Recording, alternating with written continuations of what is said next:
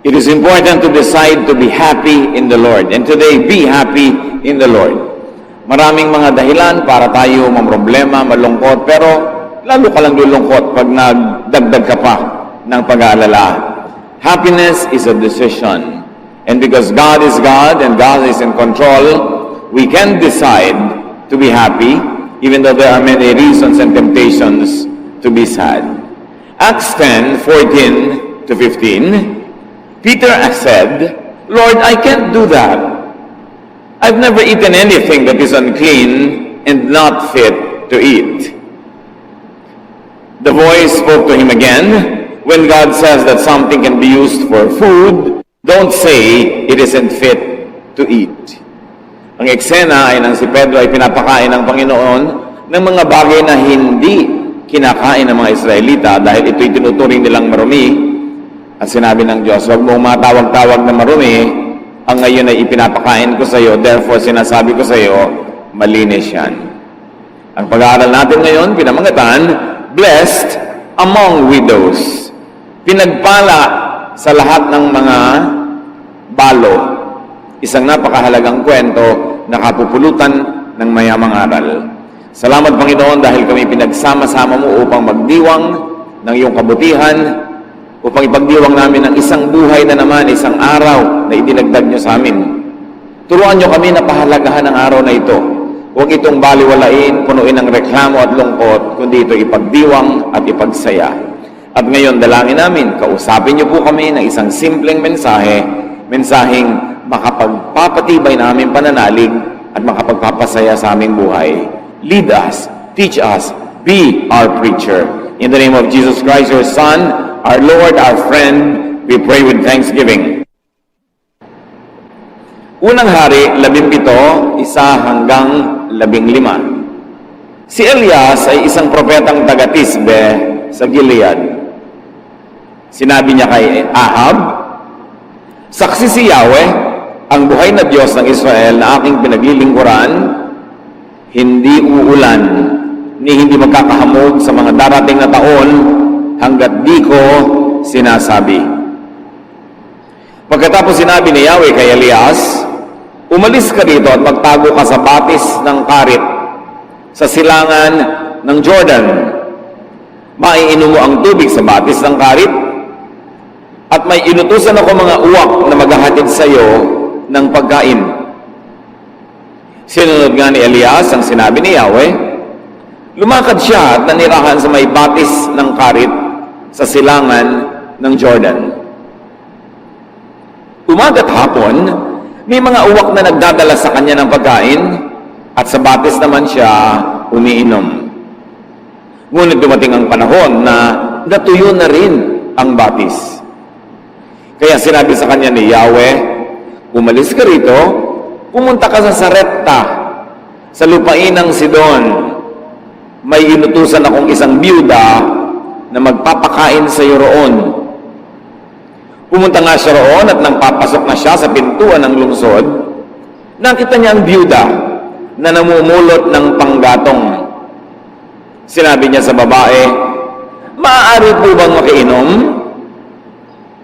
Aalis na ang babae upang ikuha siya ng tubig nang pahabol niyang sabihin, kung maaari, bigyan mo na rin ako ng kapirasong tinapay. Sumagot ang babae, saksi si Yahweh ang inyong buhay na Diyos na wala na kaming tinapay. Mayroon pa kaming kaunting harina at ilang patak ng langis. Namumulot nga ako ng panggatong upang lutuin iyon at makakain man lang kami ng anak ko bago kami mamatay. Sinabi sa kanya ni Elias, huwag ka mag-alala. Pumunta ka na at gawin mo ang iyong sinabi, ngunit ipagluto mo muna ako ng isang maliit na tinapay at pagkatapos magluto ka ng para sa inyo. Sapagkat ganito ang sabi ni Yahweh, Diyos ng Israel, hindi ninyo mauubos ang harina sa lalagyan at hindi rin matutuyo ang langis sa tapayan hanggat hindi sumapit ang takdang araw na papatakin na ni Yahweh ang ulan. Ginawa nga ng babaeng utos ni Elias at hindi naubos ang pagkain ni Elias at ng mag-ina sa loob ng maraming araw. Isang kagilagilalas na kwento na patuloy pa rin at maaaring maganap sa buhay natin ngayon. Isa-isahin natin at pulutan ng mga aral na maia-apply sa buhay natin ngayon. 1 Kings 17, 8-9. The Lord told Elijah, "Go to the town of Zarephath in Sidon and live there. I've told the widow in the town to give you food." Nabasa na natin ang unang kabanata ng kasaysayang ito. Si Elijah ay pinaalis ng Diyos doon sa kabayanan sapagkat ilang taon nang hindi umulan. Walang ani, walang pagkain, walang tubig. Namamatay ang tao sa gutom. At sabi ng Diyos kay Elijah, pumunta ka doon sa batis ng karit, sa isang liblib na puhok. Yun ang iinumin mong tubig at may mga inutusan ako mga uwak na magdadala sa iyo ng pagkain. Alam niyo ang mga uwak, paano sila nagkakaroon ng pagkain? Bigla-bigla na lang silang lumulusob sa mga pagkain, mga nakahain ng mga pindang, ng mga daing, mga pagkain ng mga tao, ninanakaw nila actually. Kaya ang mga uwak ay considered na unclean bird. Hindi kailanman kakainin ng mga Israelita ang anumang bagay na may kinalaman sa mga uwak, lalo't mga uwak ang nagdala. Pero sabi ng Diyos kay Elias, may mga inutusan akong uwak na araw-araw dadalhan ka ng pagkain. So God blessed Elijah through unclean birds. God now would bless Elijah through a foreigner, a non-Jew, and a widow at Gath. Dalawang panggagalingan ng pagpapala ng Diyos na sa karaniwang pag-iisip ay hindi aasahan na pwedeng gamitin ng Diyos at hindi tatanggapan ng mga relihiyosong Israelita dahil mga unclean o kaya ay foreigner, tapos balo pa. Na pagka sinabing balo nung unang panahon, 99% ibig sabihin mahirap. Kasi bihira namang balo ang merong kayamanang minamana o kaya ay may sariling negosyo o hanap buhay. Kaya pag sinabing balo, karamihan din gutom, mahirap, salat sa mga pangangailangan. Dalawang pagmumulan ng pagpapala na sa karaniwang pag-iisip ay hindi gagamitin ng Diyos sa tingin ng mga relihiyoso. Pero Diyos mismo ang nagsasabi, meron naman akong bagong supplier para sa iyo, isang mahirap na balo. 1 Kings 17, 10-11. When Elijah came near the town gate of Zarephath, he saw a widow gathering sticks for a fire. "Would you please bring me a cup of water?" he asked. As she left to get it, he asked, "Would you also please give me a piece of bread?" Namumulot ng mga tuyong kahoy ang babaeng ito upang gawing panggatong, fuel para siya gumawa ng apoy at makapagluto ng last meal nilang mag-ina. So may imagine natin sigurong tuyong-tuyo ang kanyang balat, nakakapit na sa buto ang kanyang balat dahil wala na siyang taba at wala siyang laman. At ngayon ay para siyang kalansay na namumulot ng mga tuyong kahoy sa isang kalansay na landscape dahil walang buhay na halaman. Nakakalungkot. At lumapit sa kanya, propeta, at sinabi, "Bigyan mo nga ako ng tubig." At sa kabila ng lahat, nakulang na nga ang tubig, buong puso namang tumalima ang babaeng ito. Papapunta na siya sa kanyang tahanan para kumuha ng tubig. Nang biglang sabi nitong si Elijah, siya nga pala, pakidagdagan mo na rin ang tinapay, ha? Water? O sige, bibigyan na nga, pero bread during a grave drought? It seemed to be a very tall order. Parang imposible, una na ibigay, at mas imposible naman itong mama na to, ang lakas ng loob humingi ng ganitong bagay. Pero alam na natin na inutusan ng Diyos ang babaeng ito. Hindi natin alam kung paano niya nalaman ang utos ng Diyos. Maaaring siya kinausap o maaaring unconsciously nakalagay sa kanyang isip na talagang magbigay sa araw na yon o maging mapagbigay. Kaya yung pagbibigay ko minsan, ang naghuhudyok talaga sa atin Diyos, huwag nating pigilin. Pero huwag lang tayong papauto sa mga nanggagamit at mga abusado. Kailangan din, marunong ka. 1 Kings 17:12. The widow answered, "In the name of the living Lord, your God, I swear that I don't have any bread. All I have is a handful of flour and a little olive oil. I'm on my way home now with these few sticks to cook what I have for my son and me. After that, we will starve to death. Sabi niya, isinusumpa ko sa ngalan ng Diyos mo, sa ngalan ng inyong Diyos, wala akong tinapay.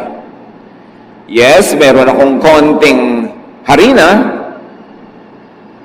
konting patak ng langis, at ngayon meron akong panggatong, gagawa ko ng apoy, magbe-bake ako ng konting-konting tinapay, at pagkakain namin yan, hihiga na kami mag-ina, at aantayin na lang namin ang kamatayan.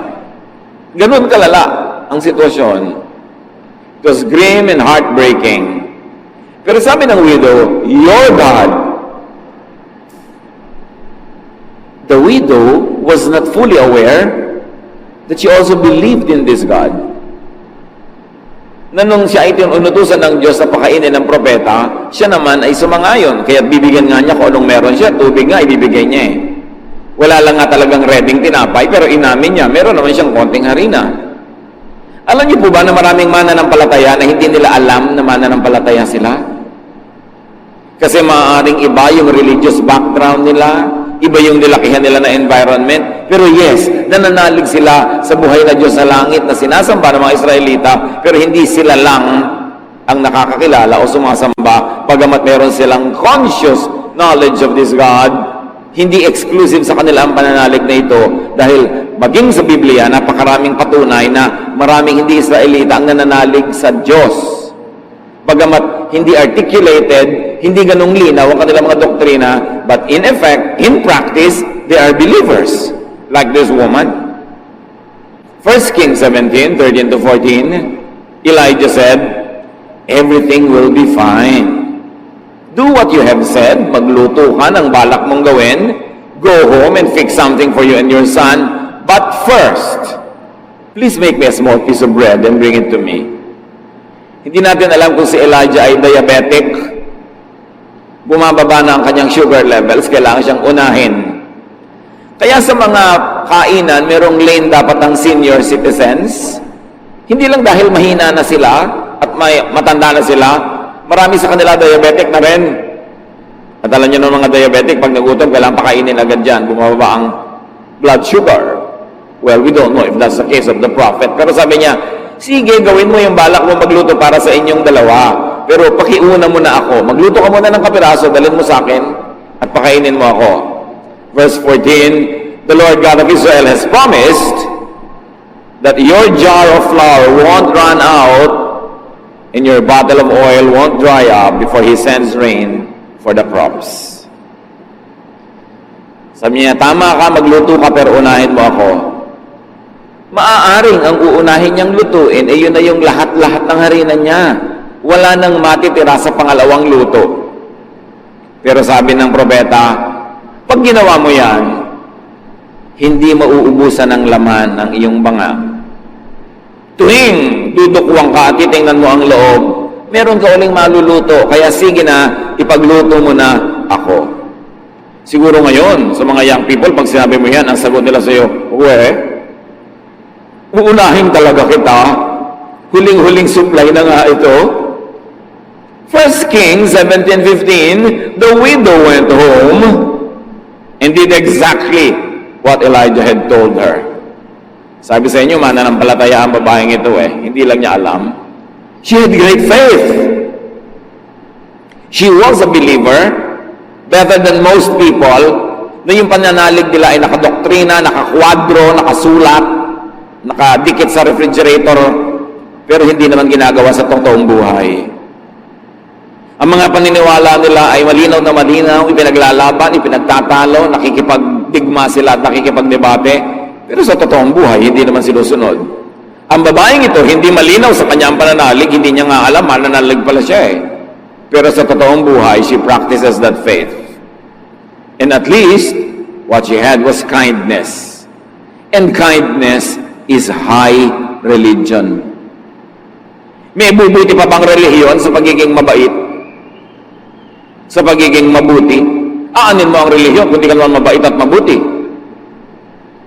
So ang babae ay sumunod. At sabi ng Bible, she and Elijah and her family had enough food for a long time. Dahil sinunod niya ang utos sa kanya ng Diyos, sinunod niya ang sabi ng alagad ng Diyos, she practiced that faith which was not articulated by doctrine, but nevertheless was articulated by her deeds, and you will know a tree by its fruits, sabi ni Jesus. Matapos siyang magluto para sa propeta, ang bango nun, alam niyo yung bagong bake na tinapay, at ang mga Israelita noon, magpapainit sila ng bato, lalagyan nila ng gatong yung ilalim ng bato, iinit yung bato, mainit na mainit, doon nila ipapatong yung harina na may konting langis. At kung may supply, baka may itlog pa yun na isinama, pero ngayon, langis lang talaga at konting oil at harina, ang bango nun, lalo sa taong gutom, pero tiniis nilang mag-ina ang gutom nila, ibinigay muna nila sa propeta. And lo and behold, nang tingnan niya uli ang kanyang banga, may bago na namang harina doon, nag-bake siya, at araw-araw, sa tinagal-tagal ng panahon, bago umulan at tumubuli ang mga halaman at makarecover ang ekonomiya, yun ang naging pagkain nila. Kung ipinagkait niya, kung nakinig siya sa word, at naging selfish siya, meron siguro silang nakaing last meal, pero yes, last na talaga. So she was blessed among so many widows. Maraming aral, at natitiyak ko ngayon pa lang na process na ng marami sa ating kanong aral sa ating personal na buhay. Pero dagdagan pa natin. More blessings could await those who help God's chosen servants. That's what the story says. Mark 9:41, sabi ni Jesus, anyone who gives you a cup of water in my name, just because you belong to me, will surely be rewarded. Sino man daw na mag-aabot kahit man lang isang basong tubig sa kanyang mga alagad, dahil mga alagad sila, dahil naglilingkod sila sa Diyos, dahil instrumento sila ng Diyos, tiyak na magagantimpalaan. Ang babaeng ito, hindi lang tubig, pati yung huling tinapay, ibinigay pa niya. Kaya kutakot-takot na tinapay ang naging kapalit. Isang aral is that more blessings could await those who help others, even though they themselves are also needy. Ang pagbibigay sa kapwa sa panahon ng sagana ay maganda. Pero hindi ka hanga-hanga kasi sagana naman eh. Pero ang pagbibigay sa kapwa sa panahon ng pangangailangan, ng kagipitan, ng kasalatan, dakilang pananalig. Pananalig sa ano? Pananalig kanino? Pananalig sa Diyos. Na pag gumagawa ka ng mabuti, kahit sa panahong nangangailangan ka, nakikita yun ng Diyos, at Diyos ang siya magpapalit ng iyong mga ibinibigay, Diyos ang siya magbibigay naman sa iyo. Because you cannot give what you never received at first. Ano man ang ating ibinibigay ay natanggap na muna natin mula sa Diyos. Kasi kung hindi ka binigyan ng Diyos, anong ibibigay mo? You were born into the world with nothing. And you will go out of this world with nothing. Wala namang ipinanganak na may dala ng ari-arian, kayamanan, etc. Kaya kung meron man tayong ipapamigay, yun ay dahil lang nakatanggap na muna tayo. Kaya napakamali na hindi magbigay. Kasi ikaw nabubuhay dahil lang tumatanggap ka sa Diyos. Gumagamit ang Diyos sa mga instrumento, pero lahat ng mabuting bagay ay galing sa Diyos. Paano mo ngayon haharangan yung daan ng pagpunta sa iyo ng biyaya sa pamamagitan ng pagharang do sa daan na papalabas mula sa iyo at patungo sa iba? Iisang daan yon. The same way that God uses to give you is the same way that you will use to give to others. When you close that road so that you won't have to give to others, you also close the same road that God uses to give to you. Pag naging maramot ka sa kapwa, pinipilit mo ang Diyos na maging maramot din sa iyo. Kasi ang sabi ni Jesus, give and it shall be given to you.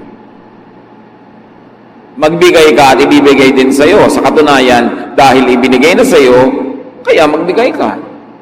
Kung sobra ka magpapakatalino, magpapaka-wise, magpapaka-selfish, you will survive for a few days, but beyond that, no more.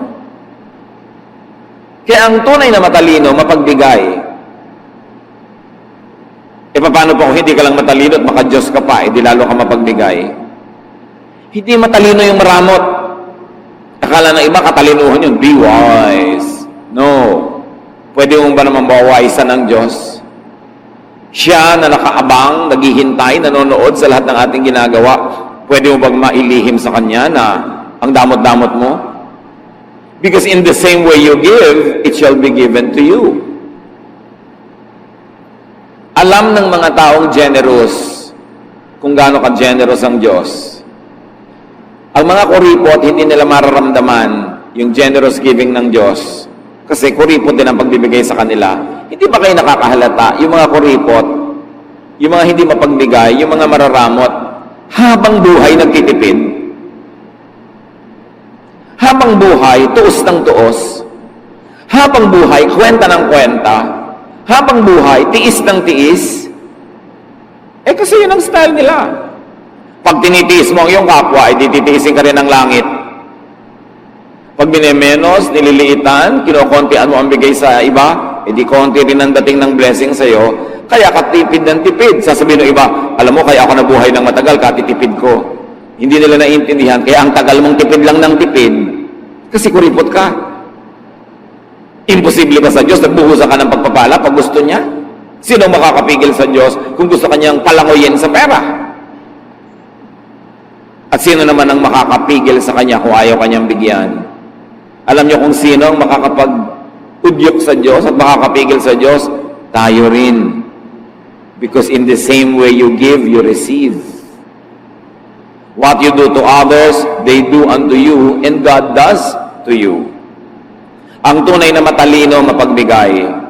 Kasi ang pagbibigay ay pagtatanim, at ang pagtatanim ay pag-ani.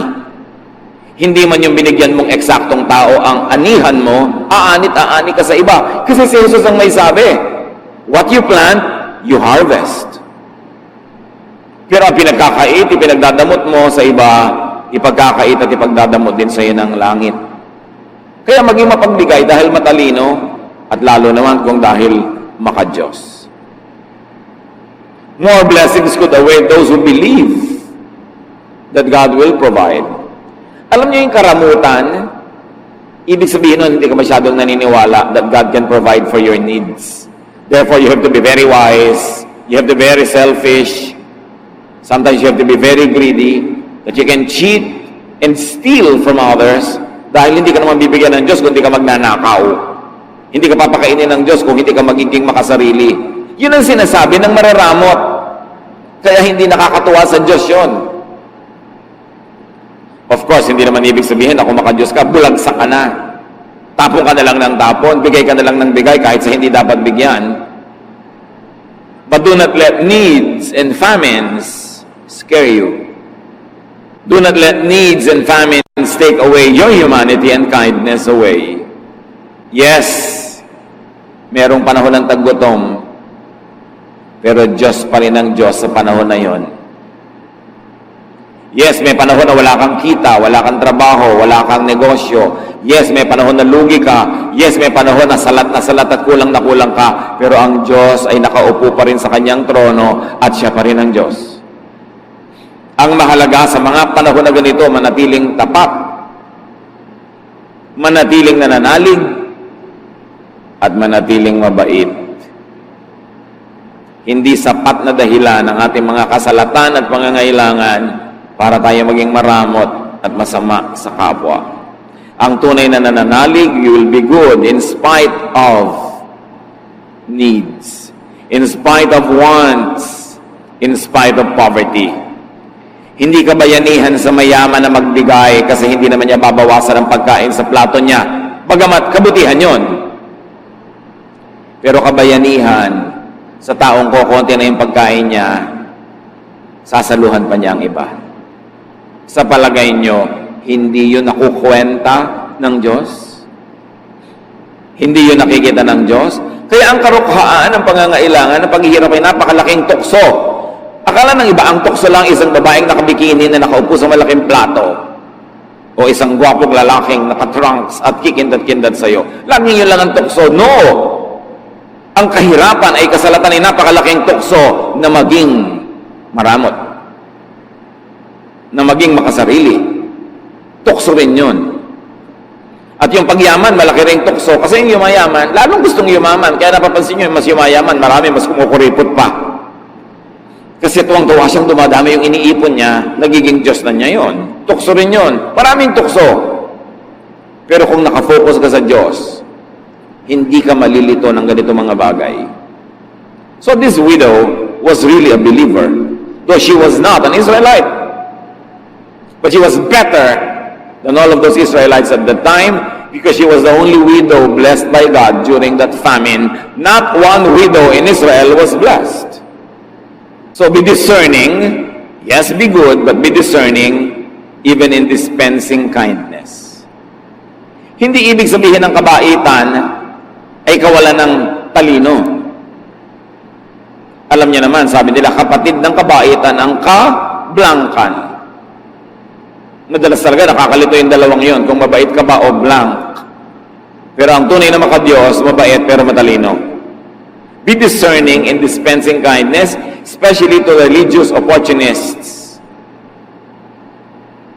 Marami mga opportunistang relihiyoso, gagamitin ang verse na ito para katasan ang mga widows, katasan ang mga mahihirap, makuha ang mga pera nila, mapunta sa isang bundat na bundat, busog na busog, at ang yaman-yaman ng mga relihiyosong leaders. So matalino ka rin, and be discerning, especially in entrusting scarce resources to others. Konti na nga yung resources mo, yes, nagbigay yung babae, pero hindi kahit kanino na lang, ibinigay naman niya dun sa propeta na sinabi ng Diyos ay bigyan niya. Matthew 10:16, sabi ni Jesus, be as wise as snakes and as innocent as doves. So kailangan wise ka kung mananampalataya ka. Hindi ka blank. Hindi ko mo mananampalataya ka, blank ka na. Dapat matalino ka. Kailangan nag-iisip ka. Hindi ka basta bigay ng bigay. Pinag-iisipan, ipinapanalangin. Pero ayon sa udyok ng Espiritong Banal, we become generous. Belief in God is not limited to those with religious awareness. Nakita niyo yon? Wala namang masyadong sinabing religious awareness ang babaeng ito. Pero ang pananalig niya, platinum. Kasi nakikita sa gawa. Ang tunay na pananalig ay nakikita sa gawa, hindi sa salita, hindi sa doktrina, hindi sa laki o version ng Biblia na hawak mo, kundi sa gawa. Kaya maraming mga tao hindi relihiyoso sa biglang tingin, pero mas spiritual pa kaysa sa mga relihiyoso dahil sa gawa. By their deeds you will know them, sabi sa Bible. By their fruits you will know them if they are children of God. And apparently, very clearly in this story at least, and in many more other stories, God's blessing is not limited to Israel or to Israelites. God's blessing is not limited to certain persons or groups of persons. Walang limitasyon kung sino ang pwedeng pagpalain ng Diyos. Hindi garantisado na pag relihiyoso ka, blessed ka na. At meron naman mga hindi relihiyoso na be-bless. Luke 4:25-28, sabi mismo ni Jesus, isa sa mga konting kwento sa Old Testament na kinote ni Jesus, once during the time of Elijah, there was no rain for 3.5 years. And people everywhere were starving. There were many widows in Israel, but Elijah was sent only to a widow in the town of Zarephath near the city of Sidon. When the people in the meeting place heard Jesus say this, they became so angry. Nangangaral si Jesus sa loob ng bahay dalanginan nang inungkat niya ang kwento ng babaeng ito. Sabi niya, alam niyo noong unang panahon, 3 kalahating taong walang ulan Anong klaseng El Nino yan? Ang tagal. Drought. Pag may drought, walang tubig. Pag walang tubig, walang halaman. Pag walang halaman, walang kakainin ng sino man. 3.5 years. Kung may itinago ka man, ubus na dahil 3.5 years. Sabi niya, wala ni isang babaeng balo sa Israel na pinagpala at pinili ang Diyos, kundi ang babaeng ito na taga Sidon, meaning Gentile, hindi Israelite. Sabi ganon, siya lang ang pinagpala ng Diyos. Nagalit ang mga banal at relihiyosong Israelita na nakikinig noon sa sermon ni Jesus. Bakit sila nagalit?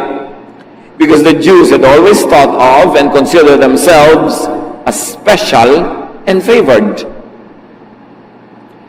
Sobra na nilang napapaniwala ang kanilang mga sarili na napaka-special nila sa Diyos. Sila lang ang mahal ng Diyos, sila lang ang anak ng Diyos, sila lang ang itinangin ng Diyos. At yan ay binasag ni Jesus sa napakaraming pagkakataon. Ipinamukha niya sa mga Israelita, you are not as special as you think. At sabi ni John the Baptist, kahit ang mga batong ito, pwedeng gawin ng Diyos na tagasamba sa Kanya kung kayo mga Israelita hindi sumasamba. Sobra kasing naging ethnocentric ang mga Israelites. Sobrang yumabang sila. Sila lang ang blessed. At sabi ni Jesus, alam niyo ba? 3.5 years, not one widow in Israel was blessed, but this outsider was blessed. Because God blesses whom He likes to bless. Hindi mo pwedeng limitahan ng Diyos na yung gusto mo lang i-bless niya, ang i-bless niya. The Lord told Moses that He has pity and mercy on anyone He wants to. Kung sino man ang maibigan ng Diyos sa kaawaan, tulungan, sino ang makakapigil sa Kanya. So God can bless you because maganda yon na pagpapala ka dahil bagay ka, karapat-dapat ka, marami kang ginagawang mabuti, religyoso ka, etc. But God can bless you in spite of. Yes, pwede kang pagpalain ng Diyos dahil bagay ka, at pwede kang pagpalain ng Diyos kahit di ka bagay pagpalain, lalo sa tingin ng iba. God can bless you anyhow, anyway. Ganun kahiwaga ang Diyos. At kahit nagugutom ang buong bayan, God can bless you if God likes to bless you. Kahit huling harina mo na yon, pwede niyang dagdagan kung gusto niya. Luke 1:37, nothing is impossible for God. Walang imposible. Kaya pagka meron tayong mga suliranin, meron tayong mga pangangailangan, huwag kayo dun tumitig. Ang titigan nyo yung Diyos na kayang lutasin ng ating mga suliranin. Pag meron ka pangangailangan, ang titigan mo yung Diyos na kayang magbigay. Pag may kinakatakutan ka, ang Diyos ang tingnan mo na siyang nagbibigay sa iyo ng proteksyon laban sa iyong kinakatakutan. Sa oras na ang tingnan mo dilim, nalilimutan mong may liwanag. Pag ang pinakuan mo ng mata ay problema, nalilimutan mong may solusyon. Lahat ng problema may katapat na solusyon.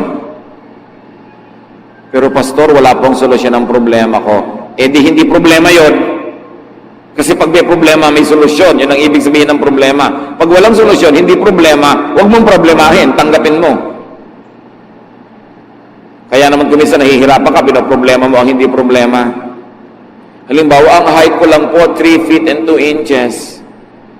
Problema ba yan? Anong solusyon? Wala po. Hindi problema, tanggapin mo. Tumungtong ka na lang sa bangko. Ba't mo pinaproblema? Hindi pala problema dahil walang solusyon. Ngayon, kung may solusyon, yun ang problemahin mo. Tumingi ka sa Diyos ang lakas na malutas yan. Walang hindi kaya ang Diyos. Mark 9:23, if you can, said Jesus, everything is possible for one who believes. Bakit may nangyayari sa iba at sa iba wala? Maraming dahilan. Maaring hindi ng kalooban ng Diyos para sa kanila, maaring hindi pa yun ang panahon. Pero, ang pinakamalaking dahilan ay ang ating personal na pananalig. Sabi dito ng mga humihingi ng himala kay Diyos, kay Jesus, kung kakayanin niyo po, kakayanin ninyo, natulungan kami. At sabi ni Jesus, kung kaya ko, siyempre kaya ko. Pero hindi yung kaya ko pinag-uusapan. Ang pinag-uusapan ay, nananalig ka ba? Given na kaya ng Diyos. Pero hindi komo kaya ng Diyos ay gagawin ng Diyos kung wala ka naman pananalig. So yung pananalig mo ang susi na magbubukas sa lock ng pagpapala ng Diyos. Yes, may pagpapala sa loob. Meron, kaya niya. Pero ang magbubukas doon ang iyong pananalig. Kaya kailangan nananalig. What are your needs? Tulad ng babaeng yan, may mga pangangailangan tayong lahat. Ewan lang kung merong mas sisidhi pa sa pangangailangan niya, nakakain na sila ng huli nilang pagkain mag-ina at mamamatay na sila. Ewan kung may makakaproduce ng mas malalapad dyan at wala. Therefore, may solusyon ng needs na yan. Nakakita na ba kayo ng banga na hindi naubusan ng laman? Huwag niyong masabi-sabing wala dahil kakatingin-tingin lang natin. Meron. At kung nakabukas na yung spiritual eyes, you must have seen it already. Hindi ito kwentong kutsero. Hindi ito kwentong barbero. Ito ay Biblia na pinag-uusapan natin. Salita ng Diyos. Merong banga na hindi nawawala ng laman. At yung bangang yon, pwedeng banga mo sa bahay. Sa katunayan, baka nga kaya buhay ka pa ngayong kapatid kasi hindi naubos-ubos yung banga. Hindi mo lang nahahalata na pinagpapala ka ng Diyos. Kasi kung hindi ka pinagpapala ng Diyos, dapat matagal ka ng patay. Dapat matagal ka nang namatay sa gutom, nasagasaan ka na ng lahat ng tricycle at tren at kotse, sa lahat ng pagtawid mo sa lansangan, nahulog ka na sa lahat ng kalsada, nalunod ka na sa lahat ng swimming pool, nalason ka na sa lahat ng pinagkakakain mo sa mga tabi-tabi. Buhay ka pa nga, hindi ka ba malaking himala ng Diyos? Tapos nalilimutan natin, yes, himala tayo ng Diyos. Kailangan pa ba talagang may mga trumpeta ng anghel, mga kulog at kidlat at mga kampana para malaman mo naghihimala sa buhay mo ang Diyos? And most of the time, we are ungrateful, blind to the blessings of God dahil hindi tayo nakatingin. O pagtingin mo, mayroong laman sa mo, ay, walang palaman. Walang dressing. Nalilimutan natin kasi kung minsan yung pagpapala kasi hinahanap natin yung icing, ang laki-laki ng cake na nasa harap mo. Nandito pa tayong lahat dahil katulad tayo ng babaeng ito. Up to this moment, at the very least, hindi naubusan ang banga nyo. Kahit mga kuminsan napakaburara natin, napakapabaya, kuminsan hindi maingat, pero ayan, buhay pa rin tayong lahat. God can bless you. And remember this, God can bless you even through ravens. Kahit unconventional at unclean, marurumi mga uwak, ginamit ng Diyos para kahit panandalian, buhayin yung kanyang anak na walang makain. So, hindi na kailangan magsilan-silan ka, lalo sa panahon ng pangangailangan. Nauunawaan niya ng Diyos at may ganap at sapat na mga halimbawa sa Biblia. Ang Diyos nga nagsalita sa pamamagitan ng isang donkey. Pinagpala ng Diyos ang mga spies ng Israel through a prostitute, Rahab. Marami mga relihiyoso ngayon, mas maselan pa doon sa mga karakter sa Bible na pinagpala talaga ng Diyos. Meron pa, walang katrabaho sa buhay, tapos may nag-alok, kaya lang may trabaho pag linggo. Ayaw payagan ng kanyang religious leader na magtrabaho dahil linggo kailangan nasa church. Namamatay ka na nga sa gutom, hindi ka matatanggap ng trabaho, di magsimba ka pag Miyerkules, pag Huwebes, pag Sabado. Tatanggihan mo yon. Meron pa nga nagtatanong, paano po yan? Nagtatrabaho po ako sa ganito, gano'n. Nasabi po ng leader namin, hindi daw banal yung pabrika na yon, hindi daw banal yung trabaho na yun. May iba ka bang choice ngayon? Wala nga po. Di binibigay sa ng Diyos yan para ka mabuhay kahit panandali. Di maghanap ka ng iba. Pero habang hindi ka nakakahanap, ang gusto mo, magpakamatay ka sa gutom.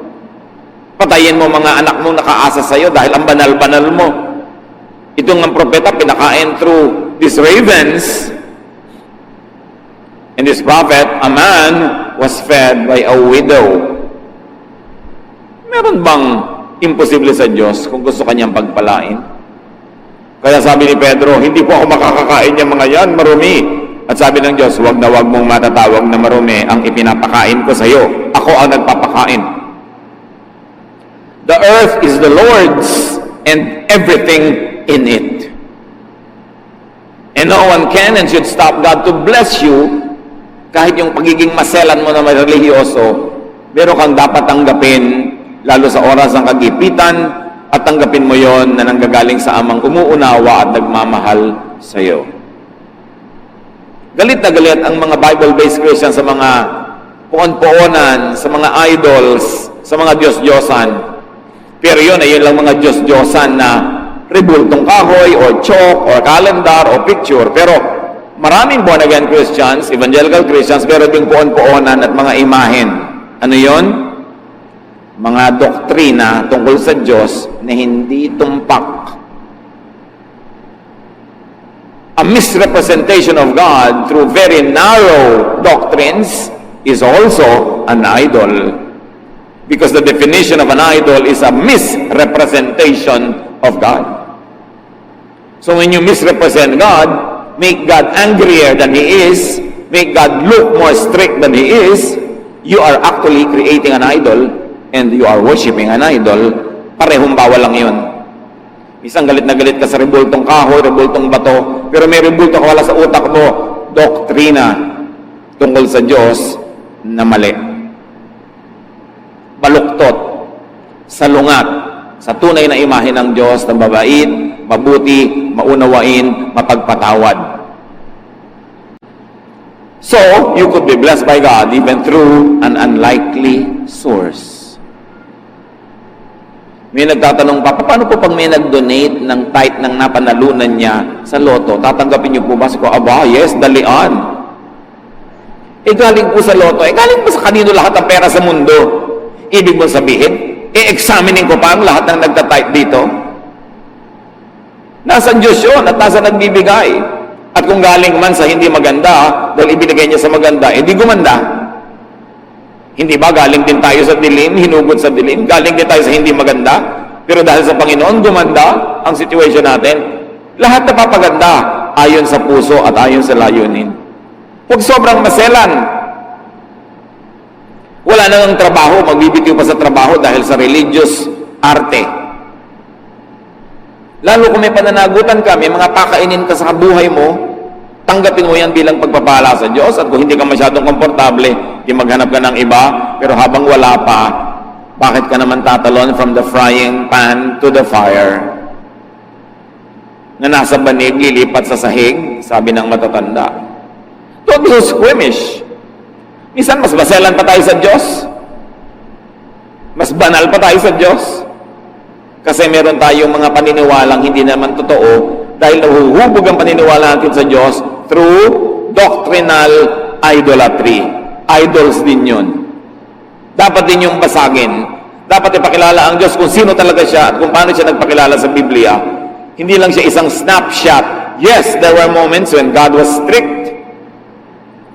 There were moments when God was angry, but those were just snapshots. Parang snapshot ng balance nyo sa bangko.